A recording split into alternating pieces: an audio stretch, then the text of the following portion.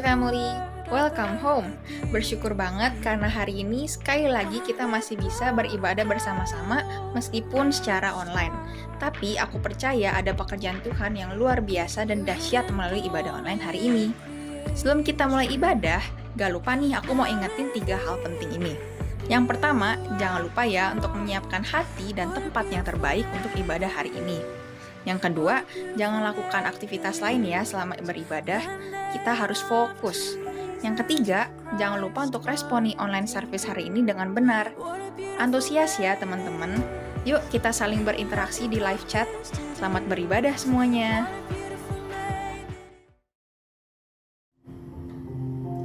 Shalom Josie, yuk siapin hati kita yang terbaik. Kita mau sama-sama menyembah Tuhan. Aku percaya hadirat Tuhan ada dimanapun kita beribadah online saat ini.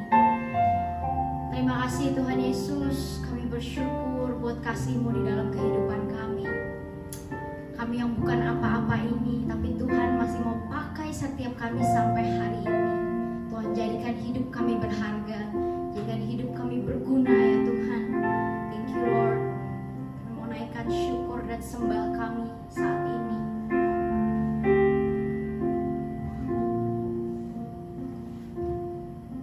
These pieces broken and scattered, in mercy gathered, mended and whole, empty-handed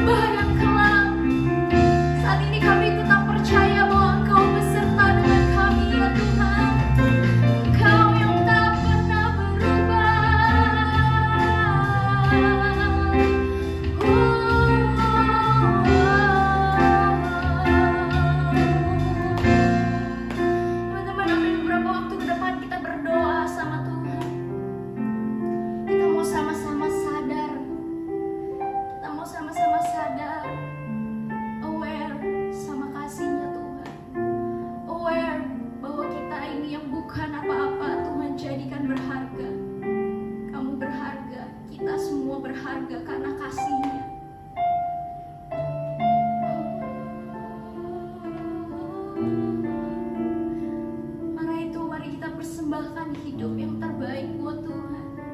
Karena itu mari kita persembahkan hidup yang menyenangkan hati Tuhan. Tuhan, Engkau baik dulu, sekarang, selamanya. Di setiap musim hidup kami, Engkau baik, Engkau baik.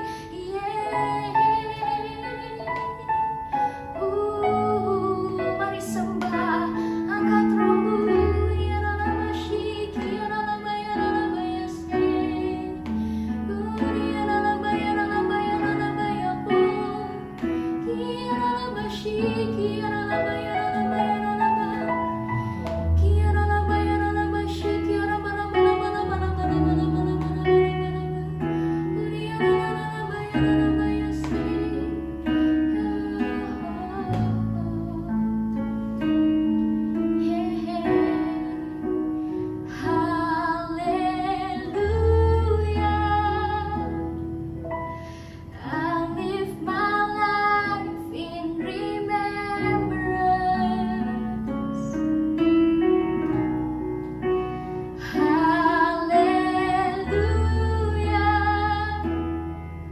Your promise I won't forget. Kamu sing hallelujah, yeah.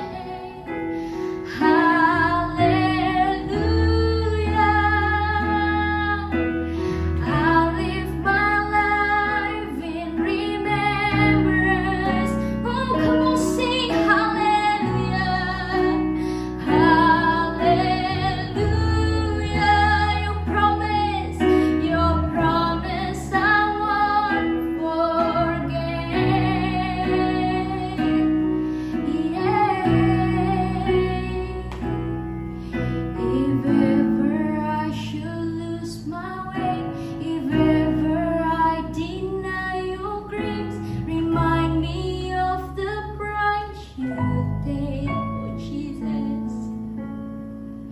Until I see you face to face, until at last I won my race, remind me you're not finished yet. Hallelujah.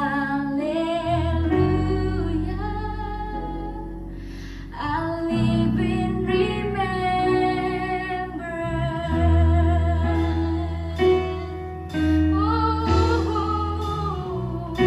Kami sadar Tuhan Engkau baik.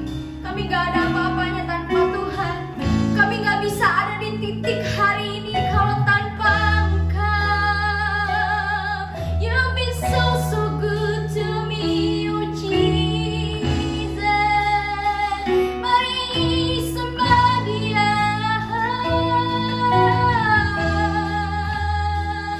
Sebab Dia baik, bawasannya untuk selamanya. Kasih setianya. You've been so good to me. Come on, sing. You've been so good to me. Oh, to think where I would be if not for you, if not for you. Come on, sing. You've been so good. You've been so good to me, oh Lord. You've been so good to me. Kami teringat akan kasih-Mu. Oh, to think where I would be if not for you, if not for you. Lebih sungguh lagi katakan, you've been so good to me, 'cause there is no one like you. You've been so good to me. Oh, to think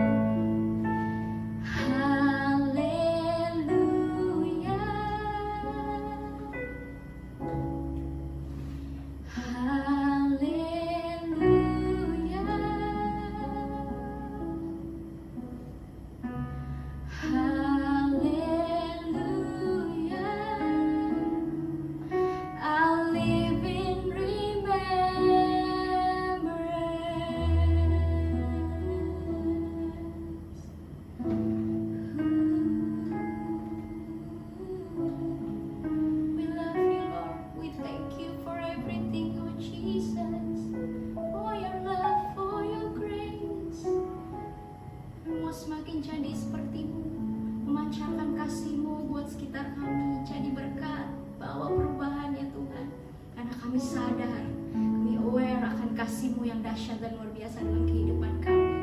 Terima kasih Tuhan buat hari ini, satu kesempatan lagi untuk memuji dan menyembah, satu kesempatan lagi untuk beribadah bersama-sama. Kami bersyukur Tuhan, kami ada di titik sekarang ini karena anugerah Tuhan. Kau Allah yang terus menyertai kami, menyertai studi kami, pekerjaan kami, segala aktivitas kami, bahkan masa depan kami yang penuh harapan. Kami percaya ada di dalam genggaman tangan-Mu ya Tuhan.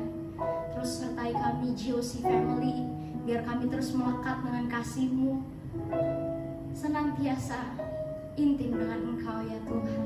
Thank you ya Tuhan, berkat-Mu melimpah atas setiap kami. Engkau sembuhkan yang sakit, Kau pulihkan yang terluka ya Tuhan, Kau bebaskan yang terikat ya Tuhan. Biar yang terhilang saat ini boleh kembali kepada kasih-Mu. Terima kasih Tuhan Yesus, kami bersuka cita hari ini karena ada kekuatan yang baru. Kami bersuka cita hari ini karena Engkau yang membuat sukacita kami penuh ya Tuhan. Terima kasih Tuhan. Kami ucapkan berkat kami atas Indonesia. Ucapkan berkat atas Indonesia. Dari Sabang sampai Merauke kami berdoa ada perlindungan Tuhan yang sempurna, ada damai sejahtera buat Indonesia. Ada kesembuhan terjadi, ada pemulihan terjadi ya Tuhan. Kayak percaya pandemi ini akan segera berakhir. Kami berdoa seluruh proses vaksinasi boleh berjalan dengan baik dan lancar ya Tuhan. Berkati setiap orang yang bekerja di garda terdepan, berkati pemerintahan Indonesia. Ya percaya semuanya akan terlaksana sesuai dengan kepentingannya Tuhan, sesuai dengan keinginannya Tuhan. Thank you Tuhan, thank you buat hari ini. Kami siapkan hati kami yang terbaik untuk mendengarkan kebenaran firman-Mu, dan biarlah firman-Mu ini boleh berakar kuat di dalam hati kami, bertumbuh dan berbuah. Boleh kami lakukan dalam kehidupan kami. Terima kasih Tuhan. Hanya di dalam nama Tuhan Yesus kami telah berdoa dan mengucap syukur. Sama-sama kita katakan amin.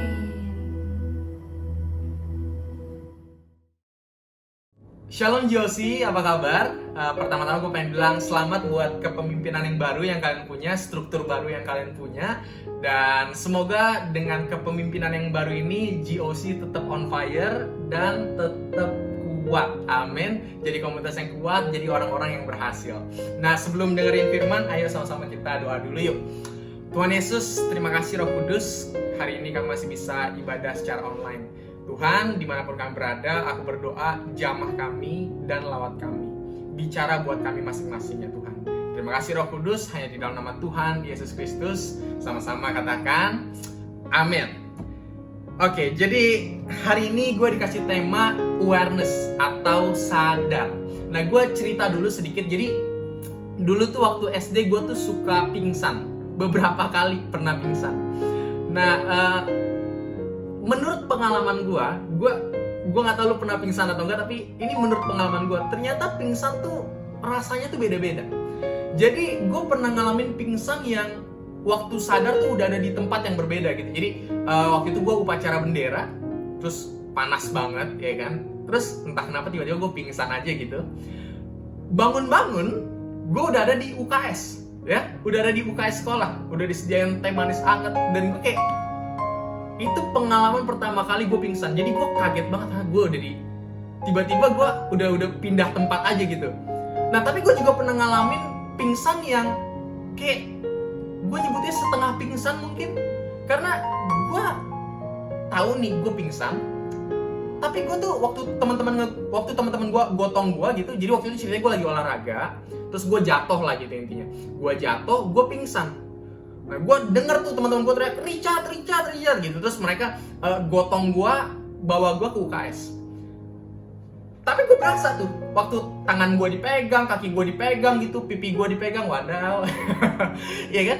Gue berasa. Jadi menurut pengalaman gue gitu, pingsan tuh kayaknya ada yang pingsan total, tapi ada juga yang setengah pingsan. Dan gue pernah ngalamin dua-duanya. Gue nggak tahu secara keilmuannya bener gak ya ada yang namanya pingsan dan setengah pingsan. Tapi itu pengalaman gue, dan mungkin itu sebabnya kita juga kenal istilah sadar dan setengah sadar. Iya kan? Ada istilah itu, setengah sadar. Biasanya kalau orang baru bangun tidur tuh, setengah sadar. Ya, atau orang biasanya yang habis koma, dia setengah sadar. Kesadarannya masih minim, biasa orang sebutnya kayak gitu. Nah, yang hari ini, tema yang hari ini kita bahas bukan yang setengah sadar, tapi yang sungguh-sungguh sadar. Amin. Ya, kita harus jadi anak-anak Tuhan yang sungguh-sungguh sadar, sepenuhnya sadar. Nah, coba kita lihat dulu 1 Petrus 5 ayatnya yang ke-8. Sadarlah dan berjaga-jagalah, lawan musuh iblis berjalan keliling sama seperti singa yang mengaum-aum dan mencari orang yang dapat ditelannya. Nah, ayat ini adalah ayat yang ditulis oleh Petrus kepada orang-orang muda. Jadi Petrus lagi bilang ke orang-orang muda, sadar. Ya, sadar. Nah, poin gue gini, terkadang kita tuh butuh orang lain untuk bisa bikin kita sadar. Ya, terkadang kita perlu orang tua untuk bisa bikin kita sadar. Terkadang kita perlu teman kita untuk bisa bikin kita sadar. Bahkan terkadang khotbah bisa bikin kita sadar. Intinya apa? Kadang kita perlu orang lain untuk bisa bikin kita sadar. Tapi ini yang pengen gue bilang juga. Tapi kalau nggak ada orang yang Oke, gini, cara bikin orang sadar gimana sih? Biasanya kita negur, betul gak? Ya, kita tegur supaya dia sadar. Kalau orang tua biasa bikin sadar gimana? Diomelin. Diomelin sama orang tua biar sadar lo gitu kan. Ya, atau kalau sahabat banget biasa sampai ditampar, gitu ya, biar lu sadar gitu. Nah, tapi mungkin gini, lu mungkin merasa gini, nggak pernah ada orang yang berusaha bikin gue sadar. Nggak ada orang yang pernah ngomelin gua, nggak ada orang yang pernah negor gua, nggak ada orang yang pernah nampar gua. Nah, kalau lu ngerasa nggak pernah ada orang yang negor lu, gua pengen bilang gini, bukan berarti lu aman, bukan berarti lu perfect gitu. Nggak pernah ada orang yang nasehatin gua, nggak pernah ada orang yang negor gua, oh berarti gua perfect. Enggak, jangan salah. Karena kalau nggak ada orang yang negor lu, bisa jadi karena orang ya udah malas aja ngomongnya. Mungkin lu ngalamin juga, lu udah berkali-kali ngomong nasehatin temen lu, tapi dia gak pernah dengerin lu. Terus lu bilang gini, aduh udah capek deh gue ngomong sama dia. Nangkep gak? Nah, bahayanya adalah kalau kita yang di posisi yang gak ngedengerin. Jadi orang tua kita ngomong sama kita gak pernah dengerin.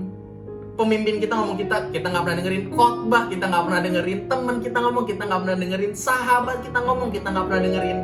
Akhirnya orang-orang di sekitar kita udah capek ngomong sama kita. Di rumah sakit ada yang namanya alat pacu jantung. Ya, jadi kalau orang biasanya udah meninggal gitu, udah tit gitu ya, terus dokter ambil itu alat pacu jantung terus ditempelin ke dadanya. Tahu ya? Jadi ditempel ke dadanya supaya apa? Supaya sadar, supaya bangun lagi, betul ya? Ditempelin lagi supaya bangun, nggak bangun juga. Ditempelin lagi supaya bangun, nggak bangun juga. Pertanyaan gue sederhana.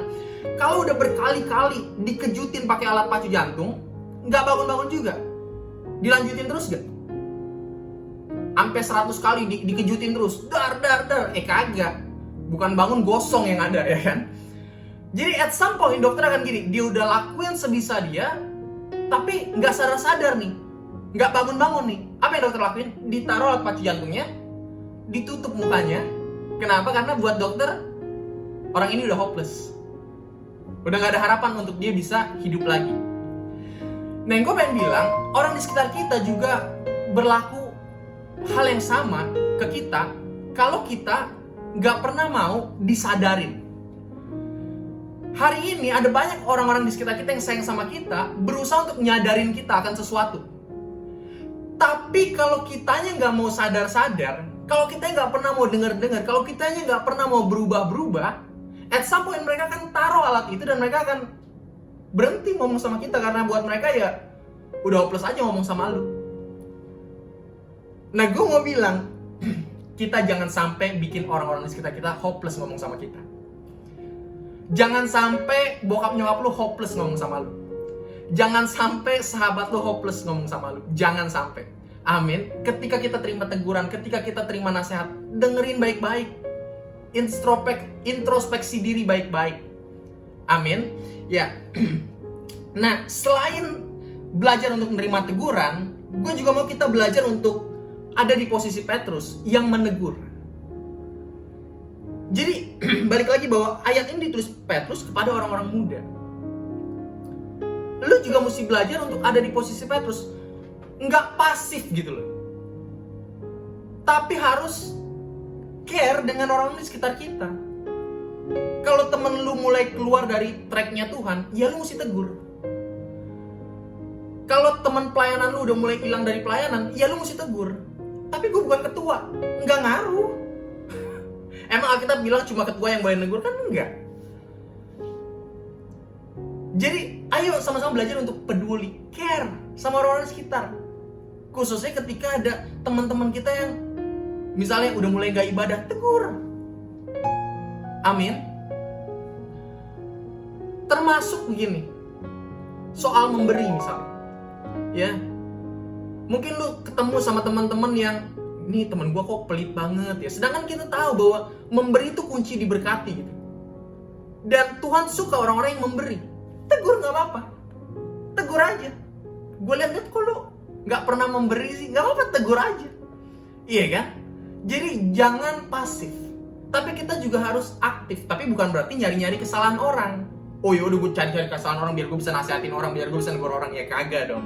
Ya, negurnya harus ya ketika memang ada kesalahan, ada yang harus tegur, ya kita tegur. Tapi jangan cari-cari kesalahan orang.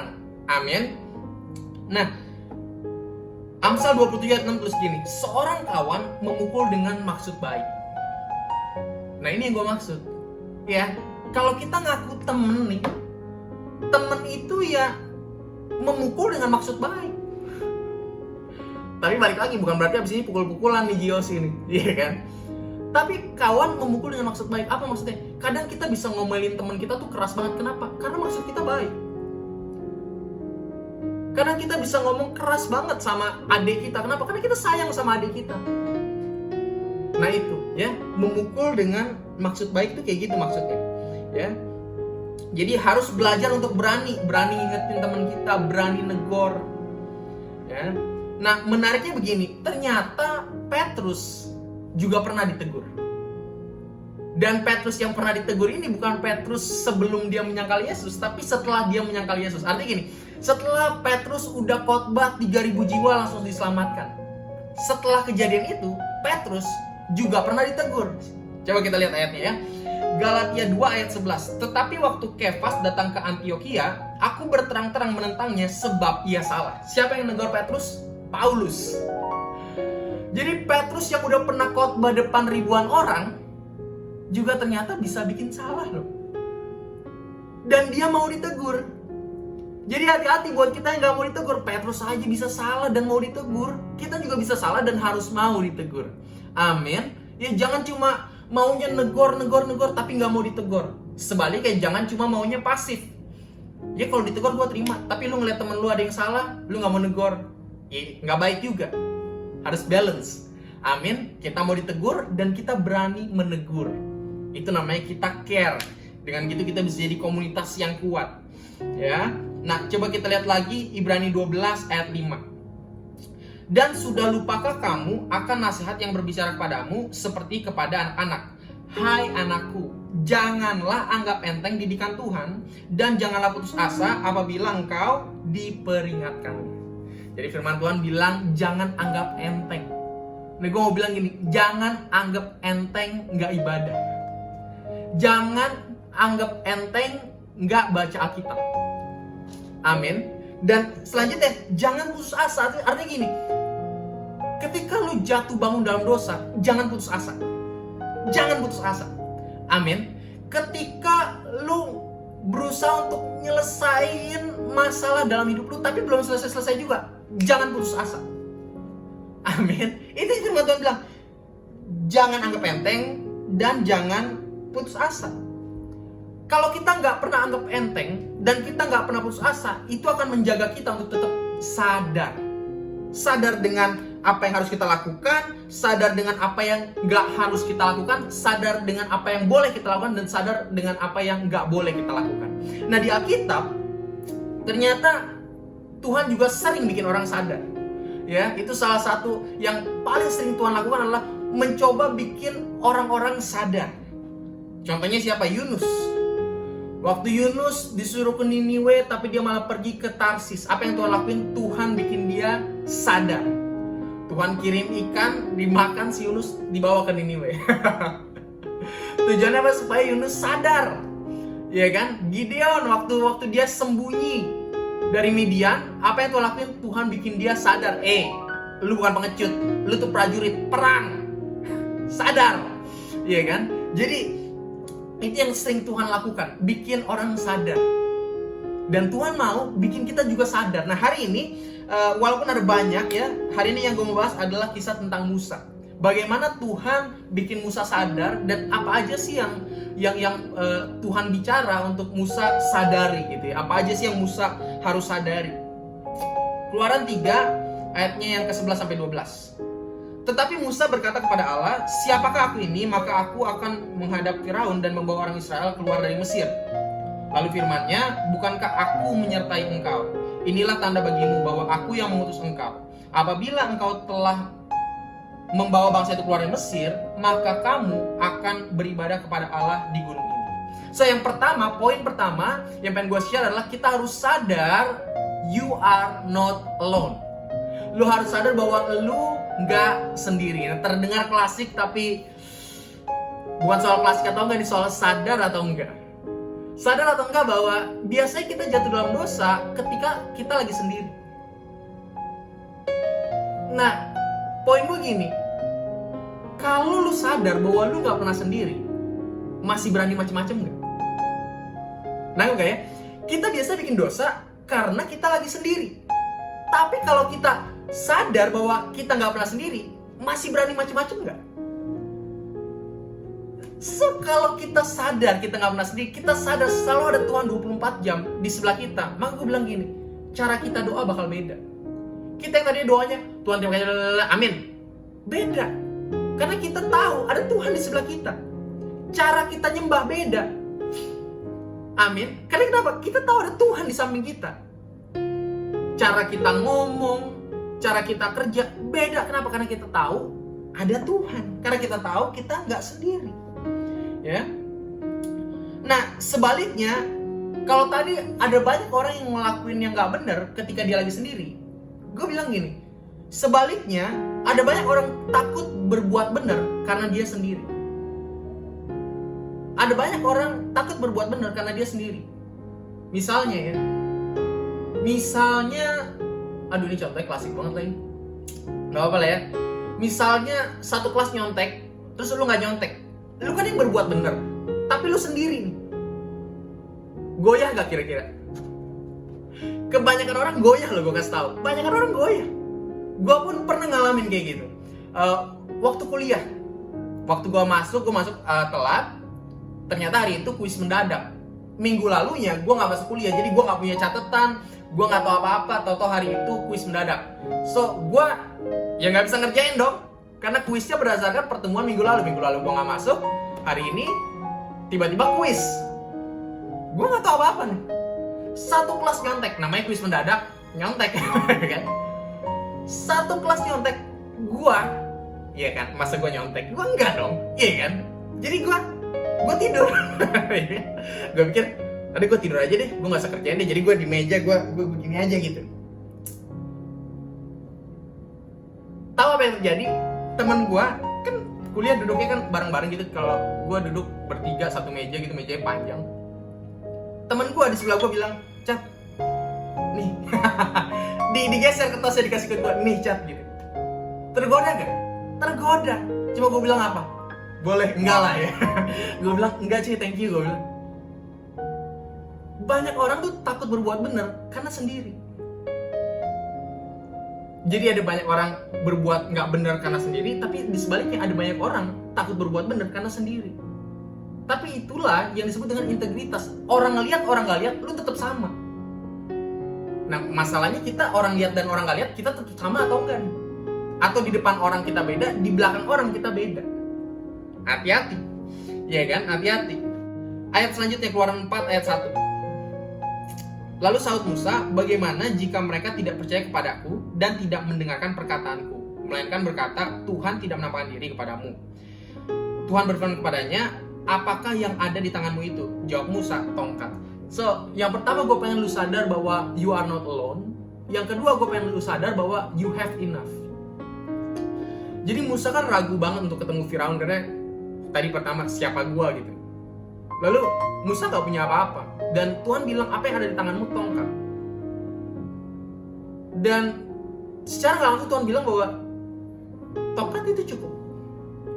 Tuhan bikin banyak mujizat lewat tongkat itu. Mujizat pertama yang Tuhan bikin, lemparin tongkatnya ke tanah, tongkatnya jadi ular. Pegang butut ularnya, berubah jadi tongkat. Luar biasa keren. Udah kayak sulap tuh. Iya kan? Jadi ini yang pengen gue bilang juga bahwa you have enough. Apapun yang ada di tangan lu saat ini, itu cukup. Bukan berarti lu puas dengan apa yang ada, tapi gue pengen bilang itu cukup. Karena kadang-kala kita ngelihat orang lain dan kita pikir, seandainya gue punya fasilitas kayak dia.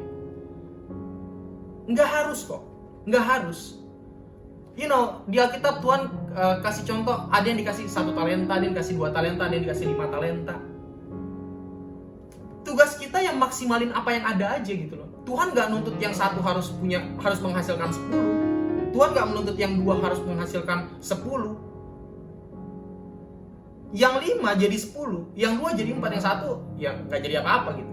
Poinnya kita cukup maksimalin apa yang ada aja. Kalau yang kita punya cuma tongkat, ya itu yang harus kita maksimalin. Yang dikasih 1 talenta nggak perlu iri sama yang dikasih 2 talenta. Yang punya 2 talenta nggak perlu iri sama yang dikasih 5 talenta. Udah, you have enough, lu punya cukup kok. Karena yang kita punya semua dari Tuhan. Tuhan kasih sekian, itu cukup. Amin. Ya. Nah, seringkali kita ngerasa nggak cukup dengan apa yang kita punya. Seringkali kita ngerasa nggak cukup dengan apa yang kita punya. Apalagi ketika menyangkut tentang Tuhan. Ada banyak orang yang kalau ditanya kenapa nggak pelayanan, nggak punya waktu, gitu kan. Ada banyak orang yang misalnya ditanya kenapa nggak saat teduh, iya soalnya nggak cukup tidur, kurang tidur gitu. Dan lain sebagainya. Kenapa nggak memberi? Belum kaya.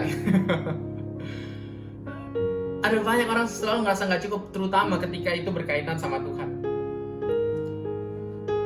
Dan gue cuma pengen ingetin bahwa firman Tuhan bilang, kalau kita setia sama yang kecil, maka Tuhan akan percayain yang besar. So, kalau kita nggak pernah setia sama yang kecil, jangan heran kalau Tuhan nggak pernah kasih yang besar.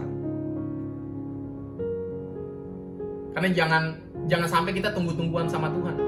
Tuhan nunggu kita setia sama yang kecil, baru Tuhan kasih yang besar. Sedangkan kita nungguin Tuhan kasih yang besar, baru kita mau setia sama yang kecil. Gak akan pernah terjadi. Jadi apa yang ada di tangan kita maksimalin. Artinya gini, kita cuma punya uang sekian rupiah gitu.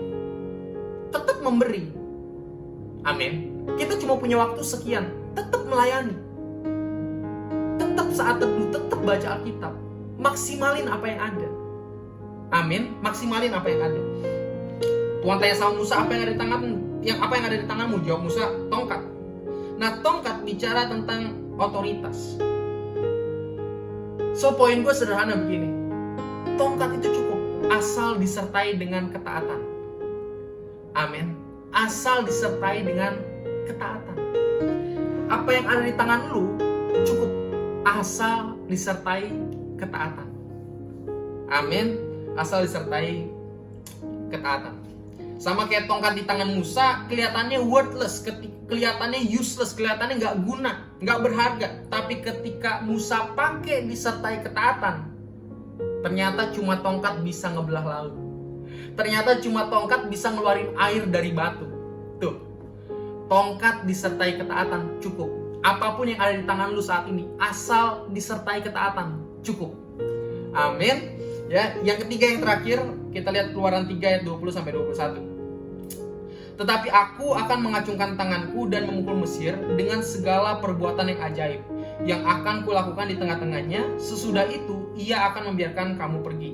Ayat 21, dan aku akan membuat orang Mesir bermurah hati terhadap bangsa ini, sehingga apabila kamu pergi, kamu tidak pergi dengan tangan hampa.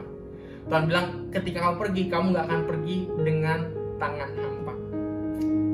Yang pertama, sadar you are not alone.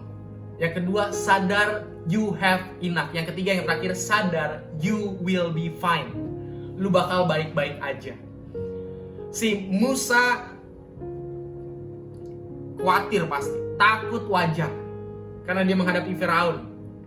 Tapi Tuhan bilang kayak gini, aku akan mengacungkan tanganku dan memukul Mesir dengan segala perbuatanku yang ajaib yang akan kulakukan di tengah-tengahnya. Aku akan membuat orang Mesir bermurah hati. Waktu kamu pergi, kamu gak pergi dengan tangan hampa. Apa yang lagi Tuhan bilang ke Musa? Sederhana, you will be fine. Lu bakal baik-baik aja. Kamu akan baik-baik aja. Dan itu yang pengen gue bilang buat kalian semua saat ini, bahwa apapun yang jadi kekhawatiran lu saat ini, firman Tuhan bilang lu bakal baik-baik aja. Kuliah lu bakal baik-baik aja. Keluarga lu bakal baik-baik aja. Bisnis lu bakal baik-baik aja. Amin. Tapi mungkin lu bilang, Chat, lu tahu dari mana kok? Tahu dari mana? Gue bakal baik-baik aja.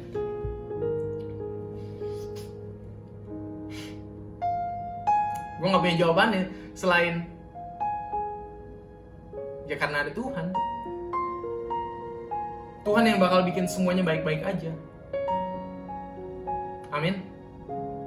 Tuhan yang bakal bikin keluarga lu baik. Tuhan yang bakal bikin kuliah lu baik. Tuhan yang bakal bikin kehidupan lu baik. Karena itu janji Tuhan gitu loh. Dan Tuhan gak pernah ingkar janji. Kalau Tuhan udah janji, Tuhan pasti tepati. Jadi lu bakal baik-baik aja. Meskipun lu bilang saat ini, tapi nyokap gue udah gak ada, atau bokap gue udah gak ada, atau gue udah gak punya duit, atau apapun, tetap sama jawabannya. Lu bakal baik-baik aja. Ya.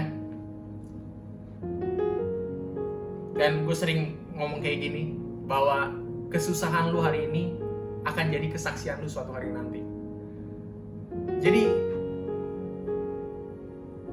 yang keren gini, kesusahan lu sekarang, lu tulis deh.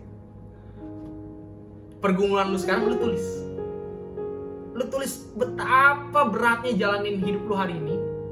And then, berapa tahun ke depan, lu lihat lagi tulisan itu, dan lu saksikan.